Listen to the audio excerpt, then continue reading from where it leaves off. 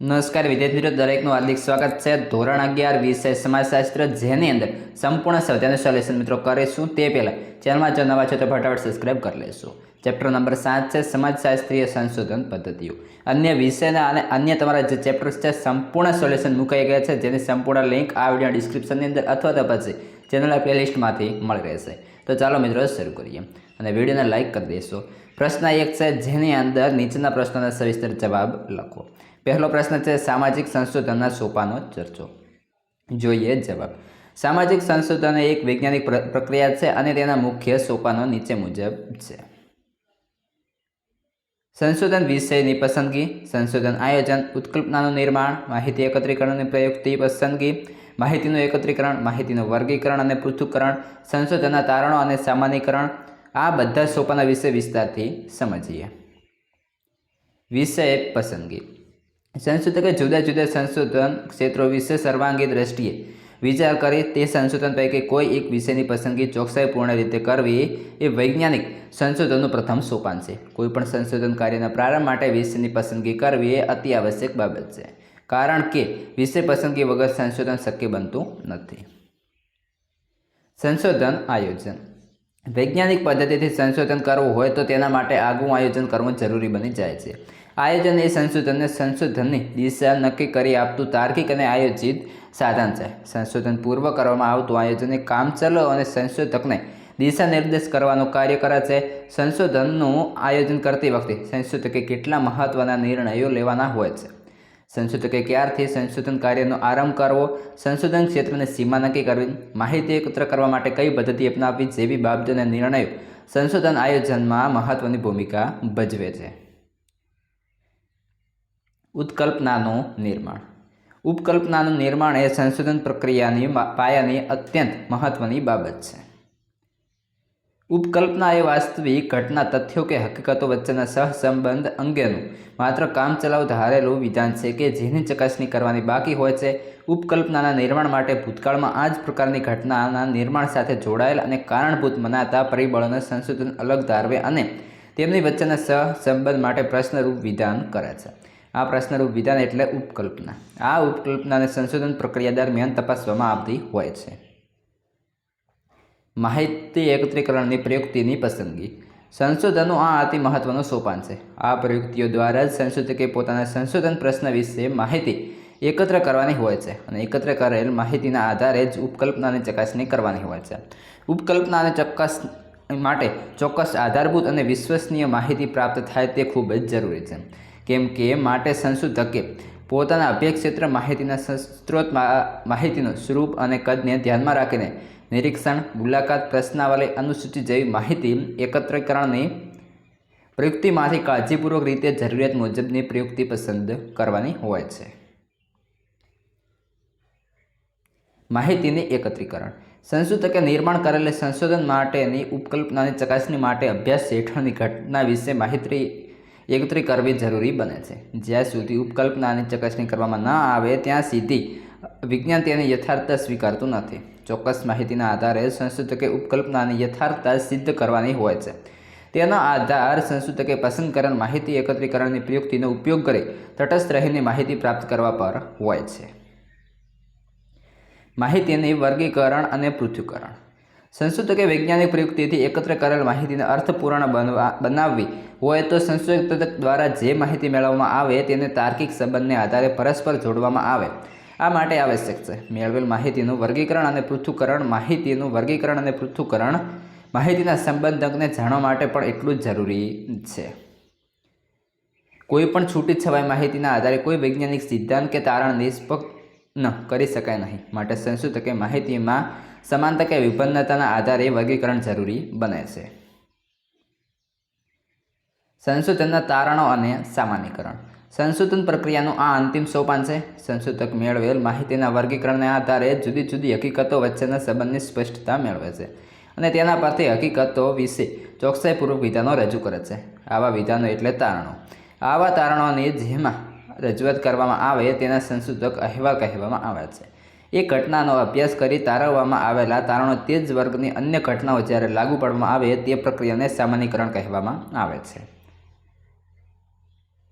મિત્રો પ્રશ્ન નંબર 2. સર્વેક્ષણ પદ્ધતિ વિશે વિગતવાર સમજ આપો. સંપૂર્ણ સારી રીતે તમને સોલ્યુશન મળી રહેશે. દરેક વિષયનો, દરેક સબ્જેક્ટના અને દરેક ચેપ્ટર આપણે મૂકેલા છે, જેથી કરી ચેનલ પર જઈને જોઈ લેશું. પ્રશ્ન 2ના જવાબ જોવા જઈએ તો કે સર્વેક્ષણ પદ્ધતિ એ સમાજમાં માહિતી એકત્રીકરણની પદ્ધતિ તરીકે અતિ પ્રચલિત અને વ્યાપક ઉપયોગમાં લેવામાં આવતી પદ્ધતિ છે. માત્ર સામાજિક સંશોધનમાં જ નહીં, પરંતુ સરકારી અને બિનસરકારી જેવા અનેક ક્ષેત્રોમાં અનેકવિધ હેતુઓ માટે સર્વેક્ષણનો ઉપયોગ થાય છે. સામાન્ય રીતે લોકોના વલણો, વર્તનો, માન્યતાઓ, અભિપ્રાયો, અપેક્ષાઓ વગેરેના અભ્યાસમાં આ પદ્ધતિનો ઉપયોગ થાય છે. સર્વેક્ષણનો પ્રારંભ સૈદ્ધાંતિક વ્યવહારલક્ષી સંશોધન પ્રશ્નથી થાય છે અને તેના માપન તથા માહિતીના વિશ્લેષણ સાથે તે પૂર્ણ થાય છે. સર્વેક્ષણ પદ્ધતિમાં માહિતી એકત્રીકરણ માટે 2 પ્રયુક્તિઓ ઉપયોગ થાય છે. પહેલી છે મુલાકાત પ્રયુક્તિ, બીજી છે પ્રશ્નાવલી પ્રયુક્તિ. મોટાભાગના સંશોધન પ્રશ્નો માટે સમાવિષ્ટ કે સમષ્ટિના ભાગમાંથી પ્રશ્નાવલી કે મુલાકાત અનુસૂચિનો ઉપયોગ કરી માહિતી એકત્ર કરવાની જરૂરિયાત ઊભી થાય છે. માહિતી એકત્ર કરતા આવા અભ્યાસોને સામાન્ય રીતે સર્વેક્ષણ કહેવામાં આવે છે. પહેલો છે મુલાકાત પ્રયુક્તિ. સામાજિક સંશોધનમાં માહિતી એકત્ર કરવાની કે એક પ્રયુક્તિ એટલે મુલાકાત પ્રયુક્તિ. સંશોધકે ઉત્તરદાતાને રૂબરૂ મળી વાતચીત કરી પ્રશ્નો પૂછી માહિતી એકત્ર કરવાની પ્રયુક્તિ એટલે મુલાકાત પ્રયુક્તિ. પ્રશ્નાવલી પ્રયુક્તિ. સામાજિક સંશોધનમાં માહિતી એકત્ર કરવાની બીજી પ્રયુક્તિ એટલે પ્રશ્નાવલી પ્રયુક્તિ. સંશોધક પ્રશ્નના અનુસંધાને સંશોધકે રચેલા પ્રશ્નોની યાદી એટલે પ્રશ્નાવલી. પ્રશ્ન છે 3. પ્રશ્નાવલીનો અર્થ આપી તેના પ્રકારો સમજાવો. સામાજિક સંશોધનમાં માહિતી એકત્ર કરવાની બીજી પ્રયુક્તિ એટલે પ્રશ્નાવલી પ્રયુક્તિ છે. સંશોધન પ્રશ્નના અનુસંધાને સંશોધકે રચેલા પ્રશ્નોની યાદી એટલે પ્રશ્નાવલી. ગુડ અને હટના માટે પત્રકના ઉપયોગ દ્વારા પ્રશ્નોના ઉત્તરો મેળવવાની એક પ્રયુક્તિ એટલે પ્રશ્નાવલી. પ્રશ્નાવલીના પ્રકારો. પ્રશ્નાવલીમાં સમાવિષ્ટ પ્રશ્નોના સ્વરૂપને ધ્યાનમાં રાખી તપાસીએ તો પ્રશ્નાવલીના મુખ્ય પ્રકારો આ પ્રમાણે જ છે. જોઈએ. પહેલો છે પ્રતિબંધિત પ્રશ્નાવલી અથવા વૈકલ્પિક જવાબી પ્રશ્નાવલી. બીજું છે અપ્રતિબંધિત પ્રશ્નાવલી કે મુક્ત જવાબી પ્રશ્નાવલી. ત્રીજું છે પ્રત્યક્ષ અને પરોક્ષ પ્રશ્નોવાળી પ્રશ્નાવલી. ચોથું છે ચિત્રાત્મક પ્રશ્નાવલી. પહેલું જોઈએ પ્રતિબંધિત પ્રશ્નાવલી અથવા વૈકલ્પિક જવાબી પ્રશ્નાવલી. મિત્રો, જે અમુક મુદ્દા પડતા હોય તેને તમે બ્લેક બોલ પેનથી હાઇલાઇટ પણ કરી શકો છો, જેથી કરી સારું એવું પડે. જવાબ જોઈએ. અહીં પ્રશ્નોના ઉત્તરો નક્કી કરેલા હોય છે, જેમ કે હા, ના અથવા ખબર નથી, અથવા તો પૂછાયેલા પ્રશ્નોના ઉત્તરો વિકલ્પના સ્વરૂપમાં આપવાના હોય છે, કે પછી પ્રશ્નાવલીમાં આપેલા પ્રશ્નો સાથે ઉત્તરદાતા સંમતિ કે અસંમતિ દર્શાવવાની હોય તેવા પ્રશ્નોને પ્રશ્નાવલી આ પ્રકારમાં સમાવવામાં આવે છે. આ પ્રશ્નાવલીમાં પૂછાયેલા પ્રશ્નોને પ્રતિબંધિત પ્રશ્નો અને પ્રશ્નાવલીને પ્રતિબંધિત પ્રશ્નાવલી તરીકે ઓળખવામાં આવે છે. 2. અપ્રતિબંધિત પ્રશ્નાવલી કે મુક્ત જવાબી પ્રશ્નાવલી. જે પ્રશ્નાવલીમાં પ્રશ્નોના જવાબો ઉત્તરદાતાએ પોતાના શબ્દોમાં કોઈપણ પ્રકારના પ્રતિબંધ વગર મુક્ત રીતે આપવાના હોય તેવી પ્રશ્નાવલીને અપ્રતિબંધિત કે મુક્ત જવાબી પ્રશ્નાવલી કહેવામાં આવે છે. પ્રત્યક્ષ અને પરોક્ષ પ્રશ્નોવાળી પ્રશ્નાવલી. જે પ્રશ્નાવલીમાં પ્રશ્નો પૂછવા પાછળનો સંશોધકનો હેતુ શું જાણવાનો છે તે ઉત્તરદાતા સ્પષ્ટ સમજી શકે તેમ હોય તેવા પ્રશ્નોને પ્રત્યક્ષ પ્રશ્નો કહેવાય. બીજા શબ્દોમાં કહીએ તો પ્રત્યક્ષ પ્રશ્નો સીધી રીતે સંશોધકના હેતુને વ્યક્ત કરતા હોય છે. સંશોધન કાર્યમાં તમામ પ્રકારના પ્રશ્નો ઉપયોગી હોય છે. એ પ્રશ્નો પ્રતિબંધિત, અપ્રતિબંધિત કે પછી પ્રત્યક્ષ કે પરોક્ષ કોઈ પણ સ્વરૂપના હોઈ શકે. આથી કોઈપણ પ્રશ્નાવલી એક અથવા બીજી રીતે થોડા ઘણા અંશે ઉપયુક્ત પ્રશ્નોના સંયોજન રૂપ હોય છે, જેને મિશ્ર પ્રશ્નાવલી તરીકે ઓળખવામાં આવે છે. ચિત્રાત્મક પ્રશ્નાવલી. નિરક્ષર ઉત્તરદાતા કે બાળકો પાસેથી માહિતી એકઠી કરવા માટે વિવિધ ચિત્રોનો ઉપયોગ કરવામાં આવતો હોય છે. આ બે પ્રશ્નાવલીને ચિત્રાત્મક પ્રશ્નાવલી કહેવામાં આવે છે. પ્રશ્ન 4. સહભાગી અને અસહભાગી નિરીક્ષણ સમજાવો. જોઈએ જવાબ. નિરીક્ષણ એ વસ્તુ, વ્યક્તિ કે પરિસ્થિતિ વિશે માહિતી મેળવવાની પ્રક્રિયા છે. નિરીક્ષણના મુખ્ય 2 પ્રકાર છે. પહેલો છે સહભાગી નિરીક્ષણ, બીજો છે અસહભાગી નિરીક્ષણ. તો જોઈએ સહભાગી નિરીક્ષણ. નિરીક્ષણ કરતા પોતે પોતાના અભ્યાસ હેઠળ જૂથ જીવનમાં ભળી જઈ નિરીક્ષણ કરે તેને સહભાગી નિરીક્ષણ કહેવાય. સહભાગી નિરીક્ષણ શબ્દ સૌ પ્રથમ લિન્ડમેને 1924માં પોતાના પુસ્તક સોશિયલ ડિસ્કવરીમાં પ્રયોજ્યો હતો. માનવશાસ્ત્રી મેલિનોવસ્કી સહભાગી નિરીક્ષણના પ્રેરણાતા છે. સહભાગી નિરીક્ષણમાં નિરીક્ષણકર્તાએ પોતાના ઉદ્દેશ કે ઓળખ છુપાવીને અભ્યાસ ક્ષેત્રના જૂથમાં ભળી જાય તે જૂથના સભ્ય બની તે જ જૂથની અન્ય વ્યક્તિઓની વાસ્તવિક ગતિવિધિનું નિરીક્ષણ કરવાનું હોય છે. આ પ્રયુક્તિથી વિસ્તૃત માહિતી મેળવી શકાય છે અને તેની સત્યતા તપાસી શકાય છે. સહભાગી નિરીક્ષણ પ્રયુક્તિ વડે નિરીક્ષણ કરતા જૂથના સભ્ય તરીકે જૂથના અન્ય સભ્યોના સ્વાભાવિક વર્તનનું નિરીક્ષણ કરી તેના વિશે ઊંડાણની માહિતી મેળવે છે.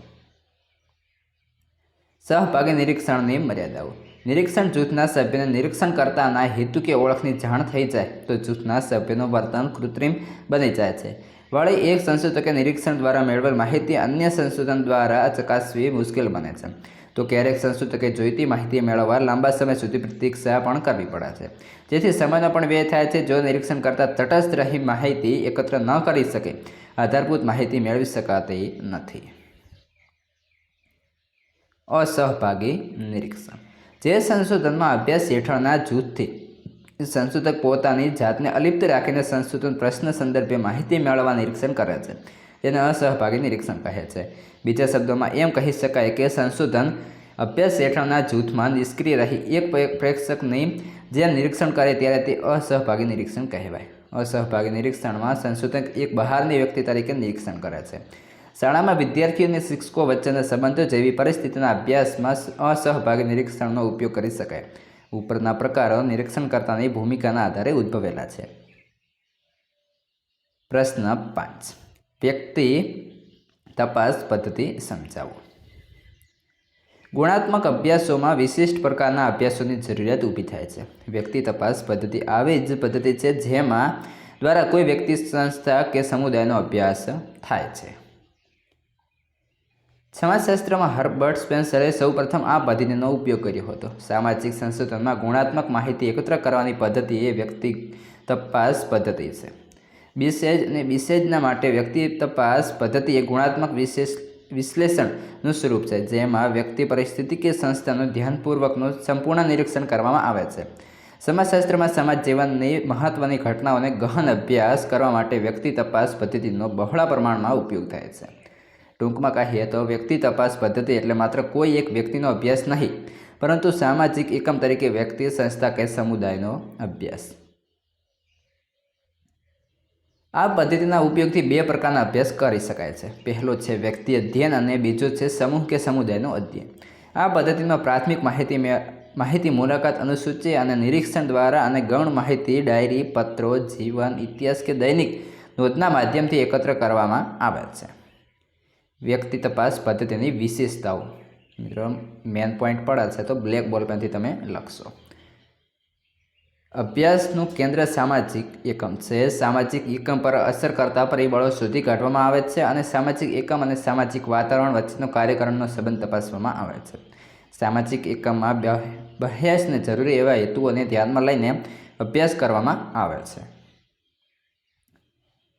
આ પદ્ધતિમાં કોઈ પણ એકમનો ઊંડાણપૂર્વક ઝીણવટભર્યો અભ્યાસ થાય છે. આ પદ્ધતિને ગુણાત્મક અભ્યાસ પણ કહેવામાં આવે છે. આ પદ્ધતિમાં સંશોધનની ઘણી બધી પદ્ધતિ અને પ્રયુક્તિઓનો સીધો ઉપયોગ થાય છે. વ્યક્તિ તપાસ પદ્ધતિની ઉપયોગિતા. સામાજિક એકમોનો ઝીણવટભર્યો અભ્યાસ થઈ શકે છે. નવી ઉત્કલ્પના કે સિદ્ધાંત રચી શકાય છે.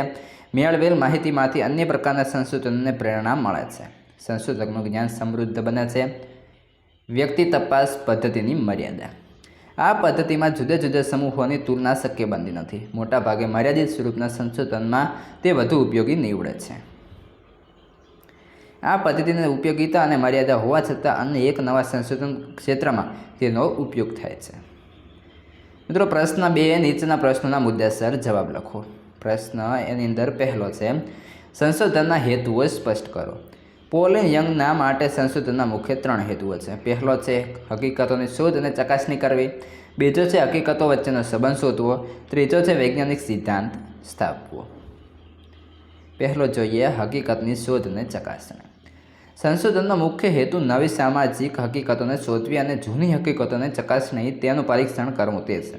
સંશોધનમાં જ્યારે નિરીક્ષણ કરવામાં આવે ત્યારે એવું માનીને નિરીક્ષણ કરવામાં આવે છે કે કોઈ પણ હકીકત એકબીજા સાથે જોડાયેલ છે. આ હકીકતો એકબીજાથી અલગ હોતી નથી. સામાજિક સંશોધનમાં હકીકતો પાછળ છુપાયેલા રહસ્યને શોધવાનો પ્રયાસ થાય છે. બીજું, હકીકતો વચ્ચેનો સંબંધ શોધવો. સંશોધનનો બીજો મહત્વનો હેતુ છે હકીકતો વચ્ચેના સંબંધને શોધવો. સામાજિક સંશોધનમાં એકત્ર કરેલ હકીકતોની તાર્કિક અને ક્રમબદ્ધ ગોઠવણી સાથે તેનું પૃથ્થકરણ કરી હકીકતો વચ્ચેના સંબંધનું વિશ્લેષણ કરે તે હકીકતનો ગૂઢાર્થ જાણી હકીકત વચ્ચેના સંબંધના પ્રકારના સ્વરૂપને તપાસવાનો છે. વૈજ્ઞાનિક સિદ્ધાંત સ્થાપવો. સંશોધનનો ત્રીજો હેતુ સંશોધન પ્રક્રિયાના અંતે સમાજ જીવનને લાગતો ચોક્કસ સિદ્ધાંત પ્રસ્થાપિત કરવાનો છે. આ સાથે માનવ વર્તનના અભ્યાસમાં મદદરૂપ થઈ શકે તેવા વૈજ્ઞાનિક સાધનો અને ખ્યાલોના વિકાસ સાથે અન્ય સિદ્ધાંતનો વિકાસ કરવો તે છે. પ્રશ્ન 2. મુલાકાત પ્રયુક્તિ સમજાવો. સામાજિક સંશોધનમાં માહિતી એકત્ર કરવાની એક પ્રયુક્તિ એટલે મુલાકાત પ્રયુક્તિ. સામાજિક સંશોધનમાં સંશોધનના હેતુઓને ધ્યાનમાં રાખી જેનો અભ્યાસ કરવા માંગતા હોય તેવી પ્રયુક્તિને પ્રત્યક્ષ મળે પ્રશ્નો પૂછીને માહિતી એકત્ર કરવાનો પ્રયાસ કરે છે. એટલે કે સંશોધક દ્વારા ઉત્તરદાતાને રૂબરૂ મળી વાતચીત કરી પ્રશ્નો પૂછી માહિતી એકત્ર કરવાની પ્રયુક્તિ એટલે મુલાકાત પ્રયુક્તિ. મુલાકાતમાં બે પક્ષ હોય છે. એક મુલાકાત લેનાર એટલે કે સંશોધક અને બીજો મુલાકાત આપનાર એટલે કે માહિતી દાતા કે ઉત્તરદાતા. મુલાકાતમાં સંશોધક પોતાનો પ્રશ્ન સંશોધક કે સમસ્યાના સંદર્ભે ઉત્તરદાતાને વ્યક્તિગત રીતે રૂબરૂ મળે છે. તેને પ્રશ્નો પૂછી પોતાના અભ્યાસ અનુસંધાને માહિતી એકત્ર કરે છે. આ અર્થમાં મુલાકાત એટલે સંશોધક અને માહિતી દાતા વચ્ચેની મોટામોટ શાબ્દિક આપલેની પ્રક્રિયા. આ મુલાકાતને બે વ્યક્તિ વચ્ચેની આંતરક્રિયા પણ ગણાવી શકાય છે. મુલાકાતમાં સંશોધક બે રીતના ઉપયોગથી માહિતી મેળવે છે. તે આ પ્રમાણે છે. પહેલું છે મુલાકાત અનુસૂચિ, બીજો છે મુલાકાત માર્ગદર્શિકા. પ્રશ્ન 3. પ્રશ્નાવલીના લાભ ગેરલાભ જણાવો. પ્રશ્નાવલી એ સામાજિક સંશોધનમાં માહિતી એકત્ર કરવાની એક પ્રયુક્તિ છે. તેના લાભ ગેરલાભ નીચે મુજબ છે. પ્રશ્નાવલીના લાભો. વિશાળ સંખ્યામાં વ્યક્તિઓ કે વિશાળ વિસ્તારમાં ફેલાયેલ વ્યક્તિઓ પાસેથી આ પ્રયુક્તિની સરળતાથી માહિતી મેળવી શકાય છે. ટપાલ કે ઈમેલ દ્વારા પ્રશ્નાવલી મોકલવાની સુવિધાને કારણે સંશોધનના સમય અને નાણાં બંનેની બચત થાય છે. મિત્રો, આ પ્રશ્નના જે હોય તમે એરો મારીને પણ જવાબ લખી શકો છો. પ્રશ્નાવલીના ઉત્તર આપવાના સમયે ઉત્તરદાતા સમક્ષ સંશોધક પ્રત્યક્ષ હાજર ન હોવાથી ઉત્તરદાતા કોઈ પણ જાતના દબાણ કે સંકોચ વિના મુક્ત અને વિસ્તારો આપી પોતાના અભિપ્રાયો આપી શકે છે. પ્રશ્નાવલીના ગેરલાભ. પ્રશ્નાવલીનો ઉપયોગ માત્ર શિક્ષિત વર્ગના ઉત્તરદાતાઓ જ કરી શકે છે. ટપાલ અને ઈમેલ દ્વારા મોકલવામાં આવતી પ્રશ્નાવલી ક્યારેક ઉત્તરદાતા પાસેથી પરત આવતી નથી. તો ક્યારેક એવું પણ બને છે કે પ્રશ્નાવલી પરત આવે ત્યારે તે અધૂરી વિગતો કે માહિતી સાથેની હોય છે. ઘણીવાર ઉત્તરદાતાઓ સમયસર પ્રશ્નાવલી પરત મોકલતા નથી. બધા જ ઉત્તરદાતાઓને કેન્દ્રમાં રાખીને પ્રશ્નોની રચના કરવી એ સંશોધક માટે કઠિન હોય છે. પ્રશ્ન 3. નીચેના પ્રશ્નોના ટૂંકમાં જવાબ આપો. પહેલો પ્રશ્ન છે સામાજિક સંશોધનની વ્યાખ્યા આપો.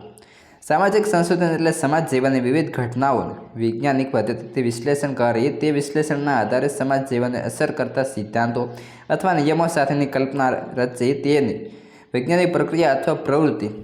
રેડમન અને થોરીના મતે નવું જ્ઞાન મેળવવાનો પદ્ધતિસરનો પ્રયાસ એટલે સંશોધન. પ્રશ્ન 2 છે સેન્સસ સર્વેક્ષણ કોને કહેવાય. જે સંશોધનમાં સંશોધક અભ્યાસ વિષયથી સંબંધિત કુલ ઉત્તરદાતાઓમાંથી પ્રતિનિધિત્વ ધરાવતા નમૂનારૂપ ઉત્તરદાતાઓને પસંદ કરી તેઓનું સર્વેક્ષણ કરે છે તેને નિદર્શ સર્વેક્ષણ અથવા સેન્સસ સર્વેક્ષણ કહે છે. પ્રશ્ન 3. મુલાકાત માર્ગદર્શિકાની વ્યાખ્યા આપો. ડેનિસ અને સ્ટીફનના મતે મુલાકાત માર્ગદર્શિકા એ જોઈતી માહિતીના પ્રકારની રૂપરેખા સૂચવતી માર્ગદર્શિકા છે. તે નિશ્ચિત પ્રશ્નોની બનેલી હોતી નથી, પરંતુ કઈ વિગતોને લગતી માહિતી જરૂરી છે તે વિગતો દર્શાવતી યાદી છે. જે યાદી ધ્યાનમાં રાખી મુલાકાત લેનાર માહિતીદાતાને પ્રશ્નો પૂછે છે અને જોઈતી માહિતી એકત્ર કરે છે. પ્રશ્ન 4. પ્રશ્નાવલીની વ્યાખ્યા આપો. પ્રશ્નાવલી એટલે સંશોધન પ્રશ્નના અનુસંધાને સંશોધકે રચેલા પ્રશ્નોની યાદી એટલે પ્રશ્નાવલી. ગુડ અને હર્ટના મતે પત્રકના ઉપયોગ દ્વારા પ્રશ્નોના ઉત્તરો મેળવવાની એક પ્રયુક્તિ એટલે પ્રશ્નાવલી. પ્રશ્ન 5. નિરીક્ષણ એટલે શું? જ્ઞાનેન્દ્રિયોની મદદથી પ્રત્યક્ષ અનુભવ કરીને માહિતી એકત્ર કરવામાં આવે તેને નિરીક્ષણ કહેવાય. સંશોધનના હેતુ કે ઉદ્દેશોને લક્ષ્યમાં રાખીને જ્ઞાનેન્દ્રિયોની મદદથી માહિતી મેળવવાની પ્રક્રિયા એટલે નિરીક્ષણ. પોલિન યંગના મતે નિરીક્ષણ એ વસ્તુ, વ્યક્તિ કે પરિસ્થિતિ વિશે માહિતી મેળવવાની પ્રક્રિયા છે. જે ટૂંકમાં કહીએ તો જે પરિસ્થિતિ કે ઘટનાનો અભ્યાસ કરવાનો હોય તે ઘટના બનતી હોય ત્યારે ઘટના સ્થળે એ ઘટનાના જ્ઞાનેન્દ્રિયો દ્વારા જોઈ તેને લગતી માહિતી મેળવવી તેને નિરીક્ષણ કહેવાય. પ્રશ્ન 5. નીચેના પ્રશ્નોના એક વાક્યમાં ઉત્તર લખો. જેમાં પહેલો પ્રશ્ન છે, સમાજશાસ્ત્ર કેવું વિજ્ઞાન છે અથવા તો વિજ્ઞાન ગણાય છે? તો સમાજશાસ્ત્ર સામાજિક વિજ્ઞાન ગણાય છે. પ્રશ્ન 2. સંશોધનના હેતુઓ કોણ દર્શાવ્યા છે? સંશોધનના હેતુઓ સમાજશાસ્ત્રી પોલિન યંગે દર્શાવ્યા છે. પ્રશ્ન 3. નિદર્શ એટલે કે સેમ્પલ એટલે શું? જે અભ્યાસો વસ્તી કે સમિષ્ટિ પ્રતિનિધિત્વ ધરાવતા ભાગ નમૂનાને લગતા હોય તેને નિદર્શ અથવા તો સેમ્પલ કહેવાય. પ્રશ્ન 4. સહભાગી નિરીક્ષણના પ્રણેતા કોણ છે? સહભાગ માનવશાસ્ત્રી મેલિનોવસ્કી સહભાગી નિરીક્ષણના પ્રણેતા છે. ત્યારબાદ આવે છે પ્રશ્ન 5. નીચે પ્રત્યેક જે પ્રશ્નમાં આપેલા વિકલ્પોમાંથી યોગ્ય વિકલ્પ પસંદ કરી સાચો ઉત્તર લખવાનો છે. પહેલો વિકલ્પ છે, સામાજિક સંશોધનના હેતુ દર્શાવનાર વિદ્વાન કોણ છે? તો આવશે પોલિન યંગ.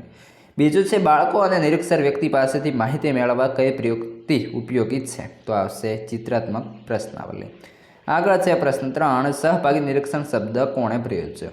તો આવશે લેન્ડમેન. મિત્રો, આ હતું તમારું સંપૂર્ણ સ્વાધ્યાયનું સોલ્યુશન. જેવું લાગ્યું જરૂરથી જણાવશો અને તમારા અન્ય વિષય છે એના સંપૂર્ણ સોલ્યુશન આ વિડીયોના ડિસ્ક્રિપ્શનમાં તમને આગળના ચેપ્ટરનું પણ આ વિડીયો ડિસ્ક્રિપ્શનમાં અથવા તો ચેનલના પ્લેલિસ્ટમાંથી મળી રહેશે. તમારા મિત્રોને પણ અવશ્યપણે શેર કરશો.